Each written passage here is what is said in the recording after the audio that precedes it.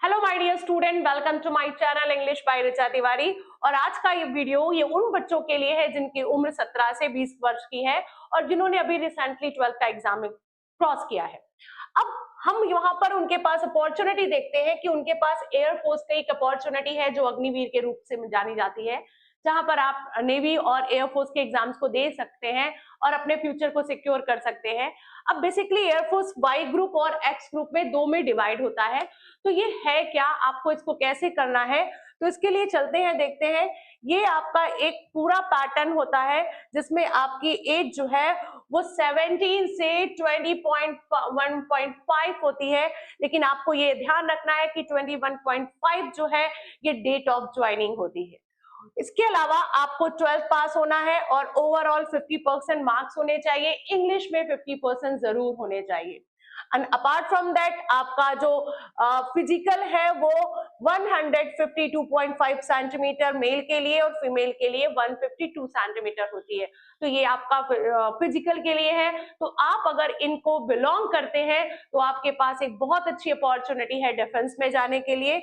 अब इसके बारे में हम आपको बताते हैं कि ये दो चरणों में डिवाइड होता है। जैसे आपका वाई ग्रुप, ये रागा और इंग्लिश के कॉम्बिनेशन का एक आपको प्रारूप मिलेगा, जहां पर इंग्लिश के 20 क्वेश्चंस और रागा के 30 क्वेश्चंस है। और इन क्वेश्चंस में आपको नेचुरली है कि 1 मार्क्स का क्वेश्चन है और 0.25 मार्क्स की इनकी माइनस मार्किंग भी है। तो आप इस बात का जरूर ध्यान रखिएगा कि आपको तैयार करना है। पहला जो आपका पेपर होगा वो इंग्लिश का है, जिसको जो एक्स और वाई कंबाइन होता है, और यहाँ पर आपको एटलीस्ट 10 मार्क्स तो गेन करने हैं, बाकी मेरिट पर डिपेंड करता है। अगर आप मोर देन 10 मार्क्स लाते हैं तो आपका जो ये एग्जाम है वो फाइनल मेरिट को सिक्योर कर लेता है।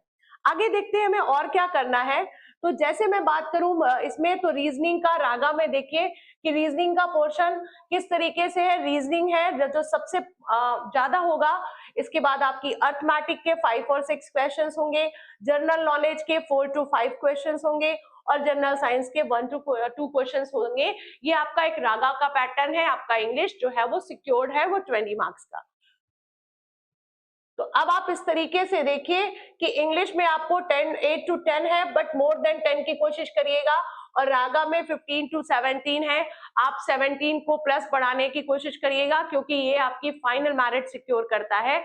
तो देर मत करिए। अगर आपने अभी 12th एग्जाम क्वालिफाई किया है और अभी आप सोच रहे हैं कि आपको क्या करना है, उम्र बहुत कम है, तो इसके से अच्छा मौका आपको कहीं नहीं मिलेगा।